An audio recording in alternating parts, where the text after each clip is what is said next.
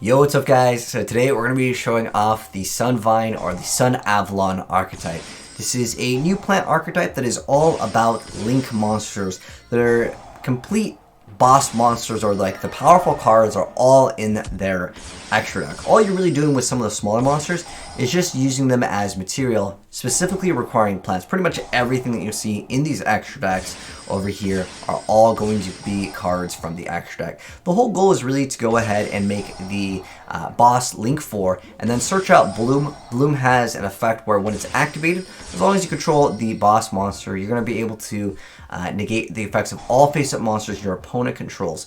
And then on top of that, if during damage calc, if your plant link monster battles, you can make that monster gain attack equal to the total attack of all the monsters that it points to, which actually is a big way for you to actually OTK. It's not just defensive, it's actually offensive as well, which is pretty cool. Also, Pot of Avarice is excellent in the deck as they're just a bunch of monsters that have the ability to go and just special summon themselves, and they just go ahead and keep on going for more monsters. Now, if you do happen to run the Sunseed Shadow, you do have a downside that you can't special summon monsters for the rest of the stream except for plant monsters. It's not that big of a deal because most of the people playing the SunVine archetype are pretty much only playing plants in their extra, but there are a few times where you do want to mix other things. I've seen people try out like just the Nightmare, you know, like Phoenix, Cerberus. Those are just like great cards overall that are just generic. But pretty much the whole goal of the deck is to go for the Sun Avalon Bloom, negate everything.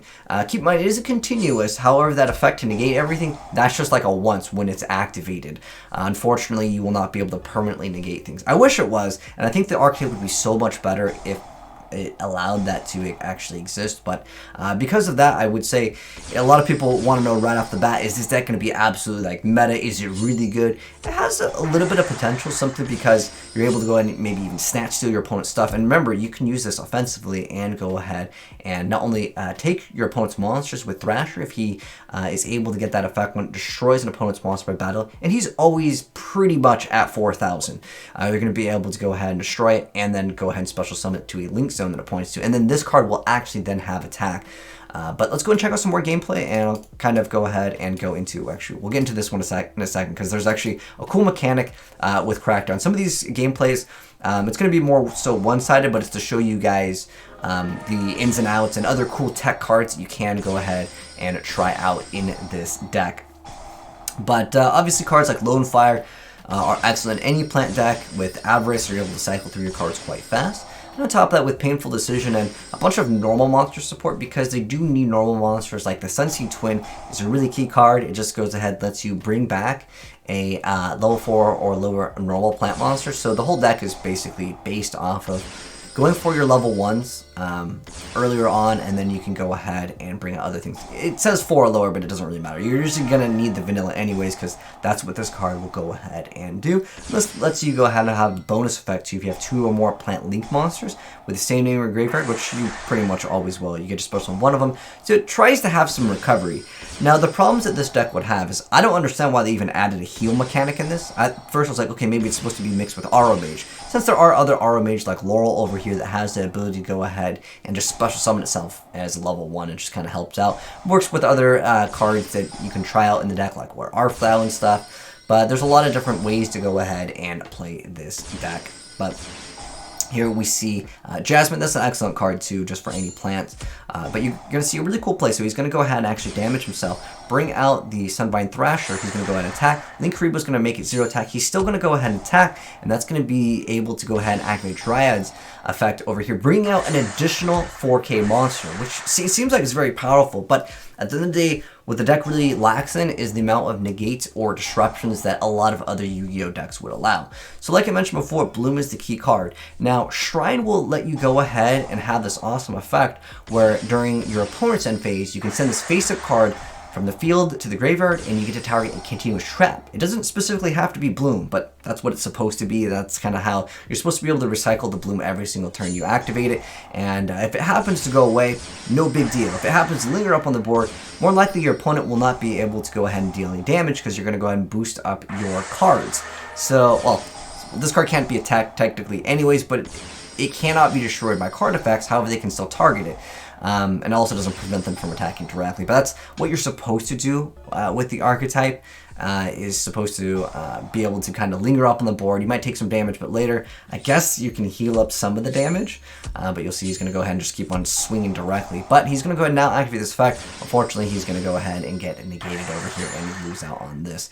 And that can be a problem with the Archetype. Since this is an upgraded deck profile, we'll show it get some L's, we'll show it get some wins over here. But you know, shout out to Nios for that really cool play. I liked how you took the damage though.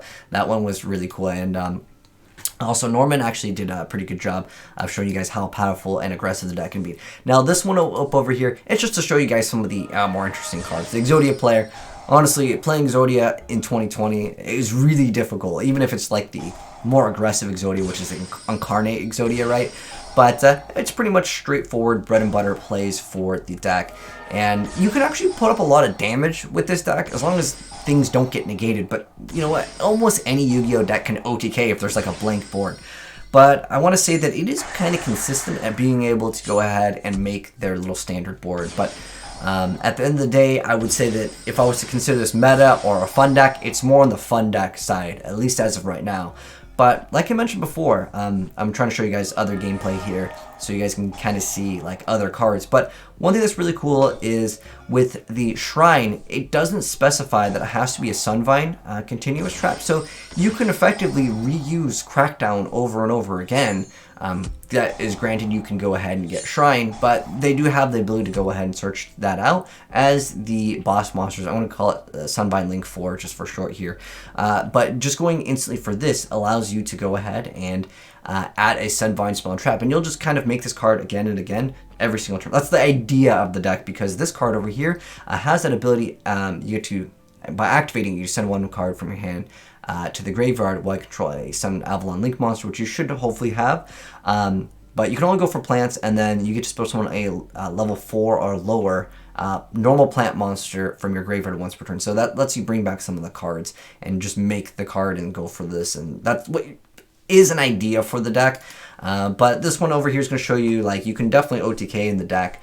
There's a lot of other great support. Again, Unexpected Die is a really awesome card because it just grants you instant access to this. And this card really isn't a brick card. Sometimes when people see a normal monster deck, they're like, oh, is this a bad card to draw? And the thing is it's really not that bad to draw because you actually really need specifically that normal monster. Heck, you can see he's even playing Double Stone, but there's just not enough negates in the deck. You basically end up with one negate. Because you're pretty much locked to plants, like, there are other cards that you can play or just not play, but ideally you want to go ahead and have the ability to use some of the best cards. And in order to use some of the best cards for the deck, like the Shrine, you have to be locked to plants. So that's like the downside of the deck. I don't even think they would be like that OP, considering, again, the Archetype itself doesn't add that many negates. Now you can see he's going to be able to go ahead and take that Lightsworn name, which is quite nice, and he's able to go ahead and have that extra wolf. But the thing is you can't like link off with it because you get that monster. I know it sounds cool. Unfortunately, what it shows, you get to special summon it, but you negate its effects, unfortunately. I wish you would be able to keep that effect, or you wouldn't be locked down. But this guy over here ends up going for like an extensive synchro play. Granted, he kind of cheated with the painful choice cap, and this other guy's just like, okay, I had enough, and he just went ahead and surrendered Lil E. I don't blame him for leaving against like that painful choice because that card's a little bit OP. But it's just to show you guys like you can throw up a huge amount of damage with like the double thrashers. But let's go ahead and hop right into the deck profile.